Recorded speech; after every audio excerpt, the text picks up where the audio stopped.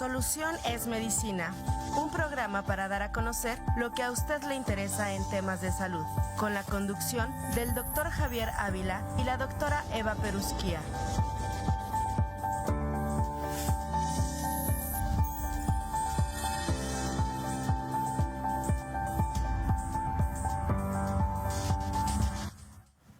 Muy buenos días, distinguido teleauditorio.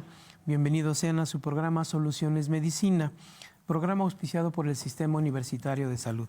Les saluda a su servidor, doctor Javier Ávila Morales, con el gusto de estar una vez más en esta emisión del programa que trata temas del área de la salud y temas afines.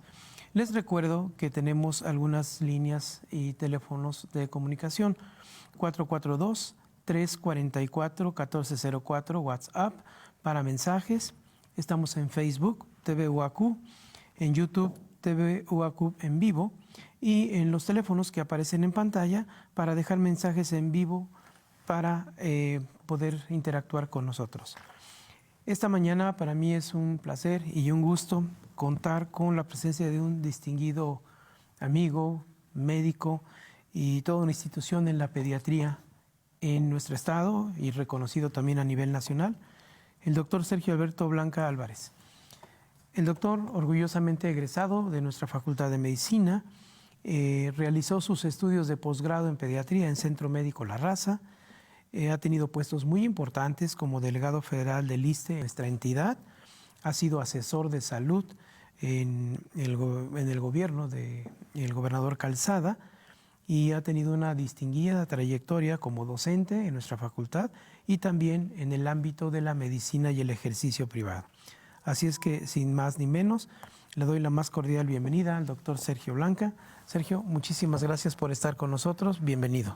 Pues agradeciendo tu invitación, Javier Ávila Morales, también amigo, egresado de la Facultad de Medicina, en este programa que pues creo que despeja dudas, sobre todo ahora que tenemos demasiados mitos creados por redes sociales y que afectan el desarrollo de la salud y hay retrocesos incluso en la misma vertiente. Muchas gracias por la invitación. Muchas gracias, Sergio. Y justamente el día de hoy vamos a hablar, vamos a tratar particularmente algo que estamos observando en esta época del año y naturalmente por condiciones climáticas, por lugares a veces cerrados, hacinamiento, enfermedades de transmisión a nivel respiratorio en un sentido estricto y de forma global, y particularmente un tema que nos preocupa, como lo menciona el doctor Sergio, que tiene que ver con vacunación, inmunizaciones, tanto como para influenza como para COVID,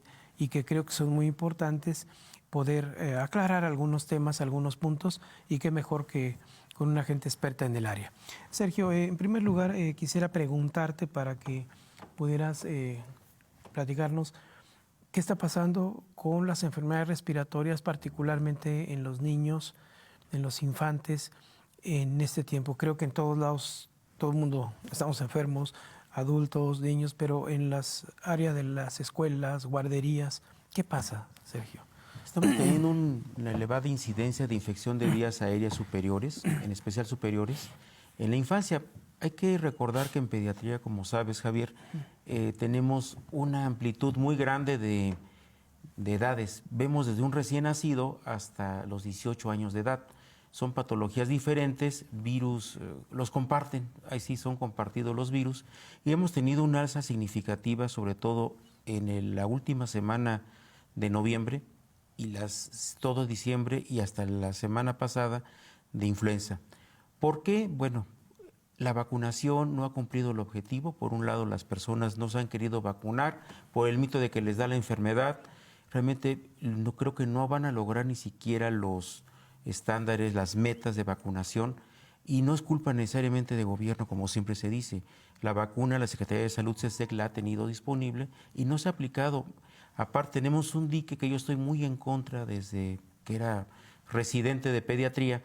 No puede estar estipulada nada más para menores de 5 años y mayores de 60 años. Queda un grupo muy grande de personas que no se vacunan, se pueden enfermar gravemente y más allá son vectores. Creo que debería de aplicarse universal desde los 6 meses de edad que se puede aplicar hasta adulto muy mayor, sin dejar ese gremio que somos los que trabajamos, laboramos, y que puedes ahí enclavar en ser un enfermo de este problema y ser la persona que transmite el virus a la casa. Sí lo viví en consultorio, demasiada influenza. Esta semana ha bajado, la última semana de diciembre. Coincide con lo que dice el reporte de la Secretaría de Salud Federal, de la red IRAC, en la cual pues sí nota una caída importante de influenza. No hay que confiarse, pero ojo, está aumentando COVID en esta última semana de diciembre, que también lo hemos visto y que ocasiona cierta confusión al respecto. Sí, efectivamente, incluso en algunas notas a nivel nacional se ha mencionado que hay un repunte de COVID, que incluso hay un incremento en la ocupación hospitalaria en camas por cuestiones nuevamente de COVID.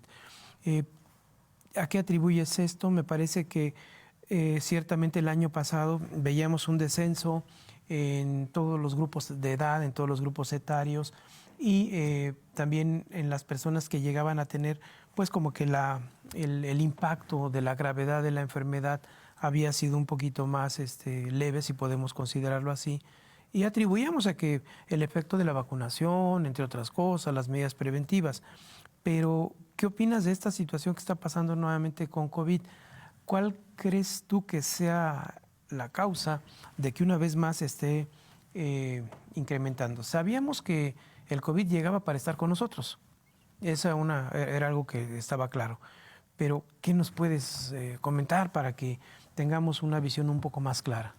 ¿Qué está ocurriendo? Creo que es una vertiente en la cual la culpa la tiene la confianza excesiva de que es una enfermedad más y no está dando tan grave como otras ocasiones. Lo real es que las subvariantes de COVID, las subvariantes de Omicron, que es lo que tenemos ahorita, ha ocasionado muchas enfermedades, incluso en infancia. Los picos están ocurriendo, si no está pegando a pediatría, en niños de 1 año a 8 años se está pegando. A nivel nacional tienen reportados en el mes de enero 950 casos de COVID, de los cuales solamente el 5.5% se confirmó. ¿Por qué hay tan poquitos casos aparentemente? El sector salud y el sector privado están haciendo menos pruebas diagnósticas y la que se está haciendo es la prueba rápida, la nasofaringia, la cual, aunque como tú sabes salga negativa, no descarta la enfermedad. Ya es muy rara a las personas que se le hace la prueba PCR-CR. ¿Por qué? Porque hay poca disponibilidad en el sector salud, porque sale cara en medio privado y bueno, a veces salió negativa la prueba rápida y ya no se hace. Creo que hay un subregistro muy grande de pruebas COVID a nivel consultorio, cuando menos a los que les pedimos y se la quieren hacer, porque también los padres a veces, porque les duele mucho, que porque está muy cara, deciden no hacérsela o dejamos de pedirla. Creo que hay un subregistro muy grande de las 950 casos a nivel nacional, es muy bajo el caso. Hay un repunte por dos vertientes. La confianza excesiva. Yo les sugeriría a los padres de familia que nos están ayudando que dentro de lugares encerrados, densamente poblados en ese momento, como son los salones de clase, hay que usar un cubreboca. Fuera de ahí no hay problema, porque lo vivo en el consultorio, hay demasiados problemas respiratorios y COVID nos está faltando pensar en él a veces, en el gremio médico. 2, el papá le da un medicamento antigripal, no va al médico.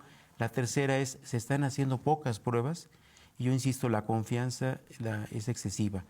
Otro problema que es muy, muy severo y creo me preocupa, yo le digo a mis pacientes que si no le tienen miedo al COVID, porque supuestamente no se van a morir y supuestamente no van a venir al hospital, lo real es que está aumentando la ocupación hospitalaria.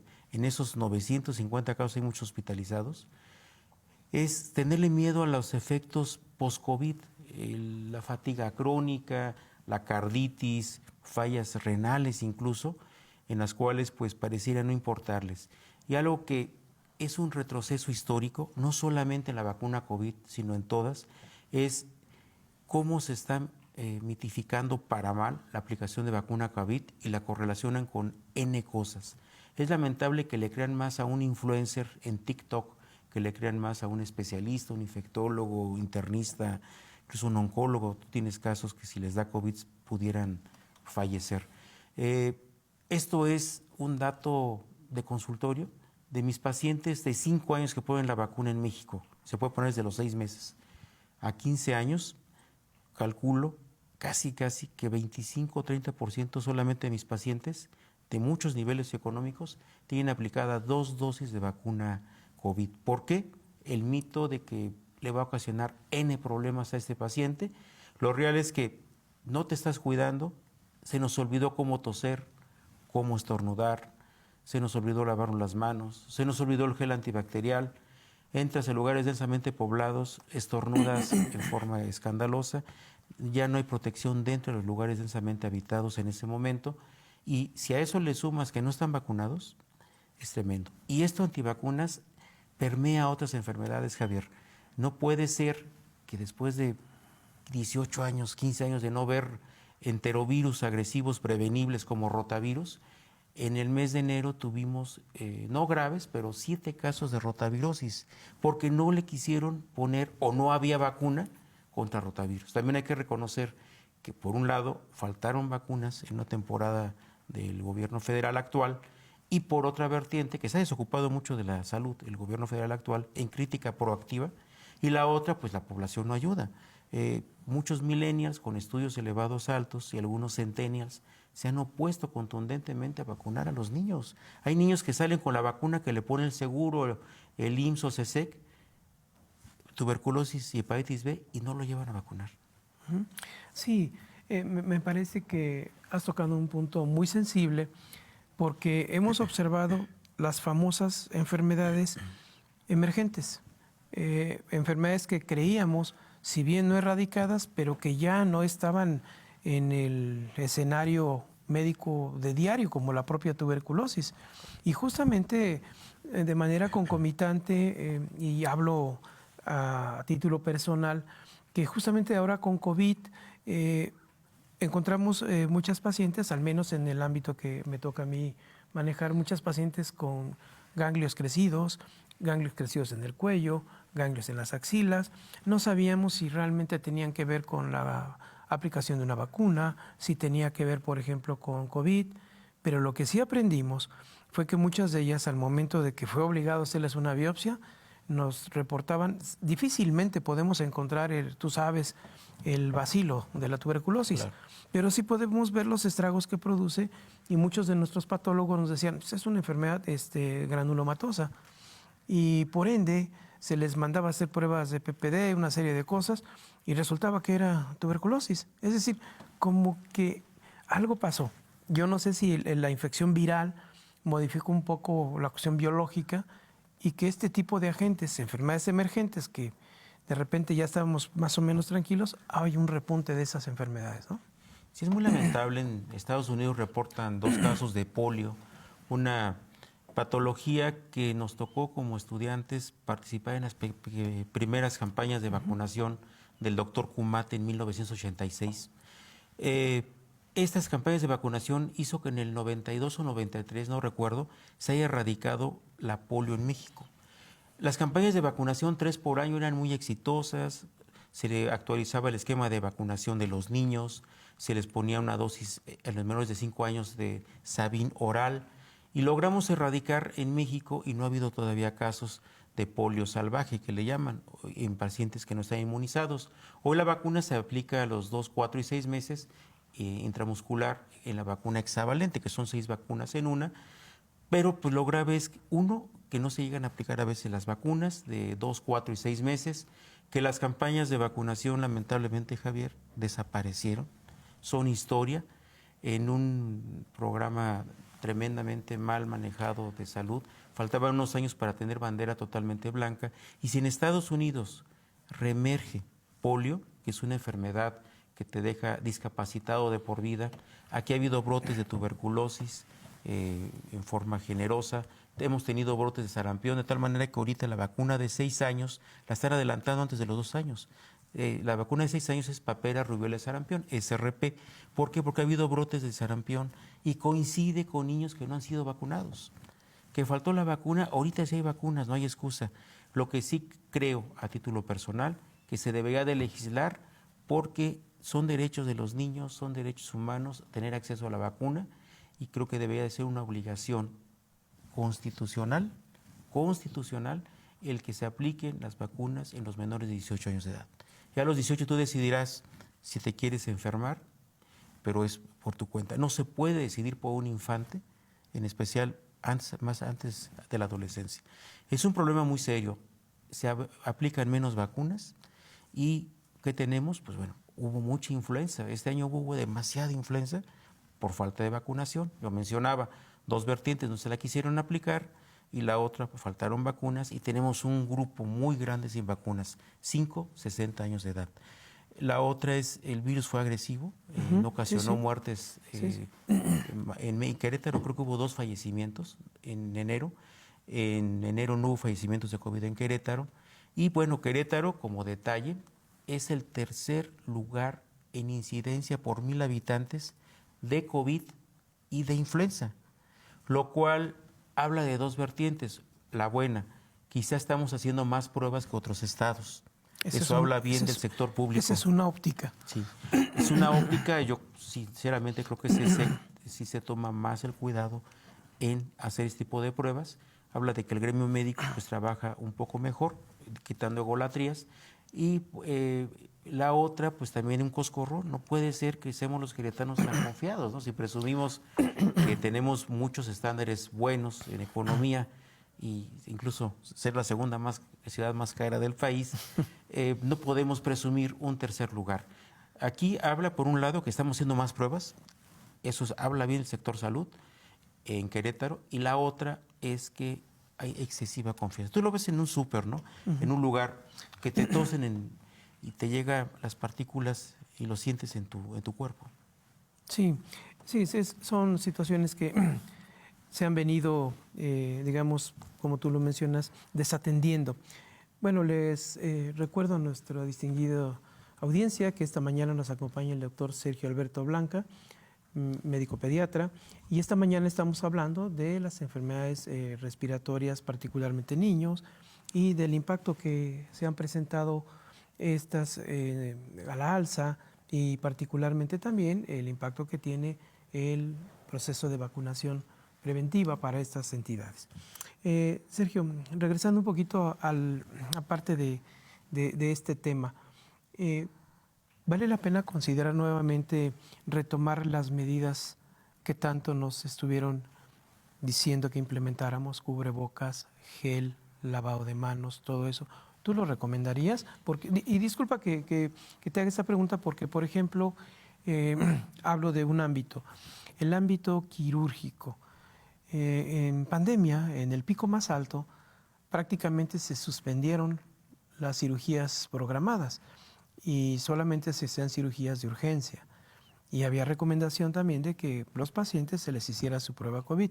Se quedó ya en la última recta final de la pandemia el hacer la prueba COVID a todo paciente que iba a ser intervenido, como política incluso de algunos hospitales privados. Y hoy se convierte en una situación de elección, es decir, bueno, si el paciente tiene síntomas, obviamente pues no lo vas a operar. Claro. Pero al ingreso, tómale una prueba, si tienes dudas, etcétera. ¿Tú qué recomendarías en relación a estas medidas preventivas que me parece que desempeñaron un papel importante en su momento? Nos ha tocado vivir varias epidemias o pandemias. La del 2009, pues recuerdo que todos nos lavamos las manos, usamos gel antibacterial, y también las enfermedades de tipo digestivo disminuyeron. Hubo una época en que prácticamente no había diarreas derivado de los buenos hábitos higiénicos.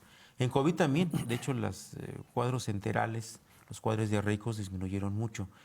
Yo soy muy enfático, en un lugar encerrado, donde hay pacientes en edad pediátrica y ya se les pueda poner cubreboca, más arriba de los 3 años, sugeriría a los padres de familia, a los directivos de las escuelas, dentro del aula, no fuera del aula, usar cubreboca. Porque son salones de 2.5 metros de altura, 3 en exceso, excepto en la prepa centro, como nos tocó estar ahí, que eran techos altísimos. Son muy pequeños en altura, los metros cúbicos que tienen de aire son pocos, y basta con un enfermo para que haga un efecto chuza, ¿no? Contagie a un sinnúmero de jóvenes, de niños. Debería de ser obligatorio dentro del aula. Fuera del aula es un exceso. Y ya dependerá del papá, si va a un centro comercial que está lleno por ser quincena, por ejemplo, pues aplicarse el cubreboca. Creo que vale la pena en lugares encerrados, y en pediatría yo les sugiero bastante usarlos dentro del aula como una medida sine qua non. Aparte, recordemos que no solamente nos protege contra COVID o influenza, te andan circulando adenovirus, rinovirus, sincicial respiratorio. Oye, Sergio, ahorita que tocas la parte de las escuelas, de los lugares y los espacios cerrados, en el ámbito que es de tu trabajo, ¿qué pasa en los espacios como son las guarderías? Las estancias infantiles tienen muchas, por ejemplo, las que me tocó conducir durante el periodo delegado, las del ISSSTE, tienen unos filtros muy intensos. En realidad, las estancias infantiles del ISSSTE se enferman menos porque son muy estrictos. Incluso tienen pediatra en las guarderías propias. Pediatra de ese tamaño es el filtro, y inciden menos enfermedades. En otras, pues los dejan entrar con rinorrea, que es el moquito, con tos, y bueno, la verdad es que en estas, lo veo en estas 7 semanas, he tenido un sinnúmero de enfermitos de vías aéreas superiores, de 2 enfermedades que las van a escuchar: bronquiolitis y laringotraqueitis.